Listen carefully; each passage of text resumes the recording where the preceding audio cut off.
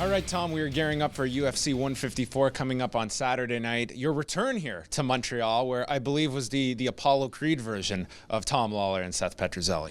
That is true. It was the Dan Severn / Apollo Creed version. I would also like to preface this by saying that please do not mention Seth Petrozelli any longer during this interview. Okay, we will not mention Seth Petrozelli at all because Seth Petrozelli does not need any more press. Absolutely. Now, in previous incarnations, we have also seen Hulk Hogan version of Tom Lawler. We are in the Bell Center, formerly the Molson Center. Very infamous match occurring between Bret Hart and Shawn Michaels. I wonder here what Tom Lawler is cooking up there in terms of an entrance, because this has become part of Fight Week for a Tom Lawler fight. Yeah, it's getting to be quite a task for me to come up with things. You've set the bar high, I feel. I know, it is tough. Now, you mentioned the infamous Montreal Screwjob incident.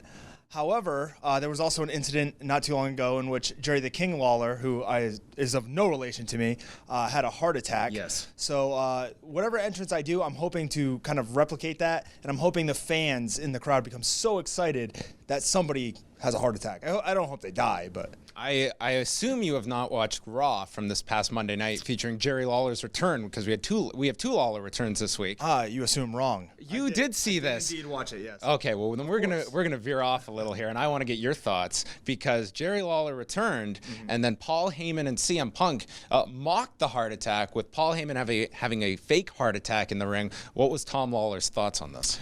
I thought it was a bit much. I thought it was kind of hokey. I thought they could have let him, I thought they could have done the segment without bringing Punk into the ring. I don't think he really needs the heat at this point.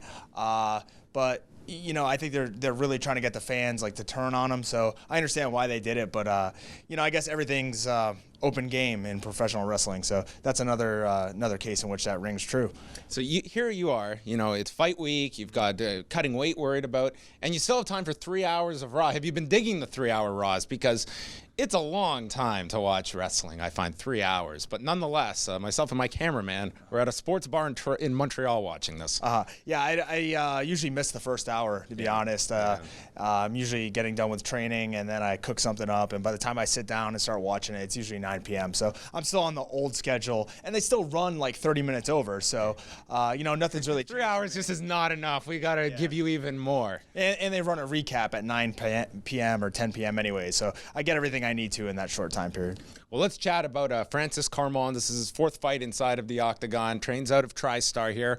Tell us just a bit about preparing for Francis here, and a big middleweight bout for both of you guys here on the pay-per-view main card. Yeah, each fight poses different problems, different things that you have to look out for with an opponent. With Francis, I had all my partners wear lifts. So that they were, about his height. And most of the time we just spoke in French. And, that was pretty much it. That was pretty much all the training that I've done.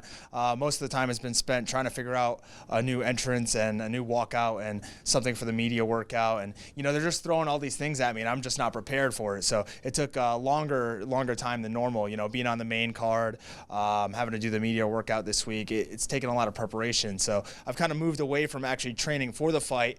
And move towards preparing for that. So I'm actually really healthy for the fight, which is great. But at the same time, I'm not really sure that I'm ready for a guy of Francis's caliber. Might you drop a little en français with Joe Rogan after the fight? Absolutely not. No, if anything, I'll probably start speaking Spanish or, some other German or something along those lines. My French is very, very rusty. Now, I was French Student of the Year twice in high school. Really? Yes, French 1 and 3. French 2, I didn't do so well. But I've forgotten all of that. So you will not be seeing me speak French in the Octagon. Can you give us any little hint towards the entrance? I mean, you try to be, I know sometimes it's a throwback. Maybe this one, we're coming off an election. So many different influences here. About that. I wasn't even prepared for the election question. Actually, and I'll be quite honest, and you can ask, who handles it for the UFC. I don't have my music picked yet. I don't know what I'm doing. Like I said, all this stuff's getting thrown at me, and it's really throwing me for a loop. I think I have something picked for the walkout, or I mean for the weigh-in, but that's always subject to change, and usually I go thrift store shopping right before it, so it depends on what costume I could find. But I think I have something picked for that. But for the walkout for the actual fight, I'm getting a lot of requests for Gangnam Style. It's not going to happen. Too old. Yeah, I'm not a fan of that song. I think it's overdone. I might go with something a little more obscure than that, not as mainstream. And I think it's definitely going to be something that's a departure from my past performances. If you want to make full tribute to Jerry Lawler, from Montreal to Memphis, Parlez-vous français, fabulous Rougeau brothers. The Rougeau's on your way. Come on. Believe me, that song, the All American Boys song, has already been played in my car at certain times, and I've put it before the board of directors as far as my entrances go.